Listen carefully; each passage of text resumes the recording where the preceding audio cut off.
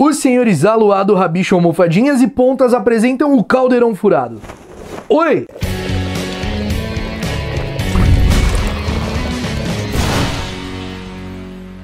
Fala aí, bruxões, beleza? Chegou agora aqui no Caldeirão Furado? Ia lá, deixa de ser trouxa e se inscreva agora imediatamente, ative as notificações para você ficar por dentro de tudo que rola por aqui, e você também pode se tornar membro, assim você terá acesso a emojis exclusivos para usar nos comentários, no chat, nas lives, e também acesso a selos exclusivos que vão do lado do seu nome bonitinho, que fica aqui nos comentários, ó, que vão mudando de cor gradativamente de acordo com o tempo que você é membro, além de acesso a conteúdos exclusivos também. Você também pode clicar no botão valeu demais e oferecer uma quantia dentro dessas que estão disponíveis aqui, e assim o seu comentário fica em destaque. Desse jeito você ajuda muito as produções aqui do Caldeirão Furado. E se agora você estiver um pouco apertado, não puder se tornar membro ou não puder ajudar com o valeu demais, deixa o seu like no vídeo que isso já ajuda muito, de verdade. Deixa o like, beleza? Entre os anos de 1962 e 1963, a influente, poderosa e de puro sangue família Crouch ganhou mais um membro, filho de Bartolomeu Crouch Sr. e da senhora Crouch, a qual nós não conhecemos o primeiro nome. A criança recebeu o nome de seu orgulhoso pai, Barthélemy Crouch Jr.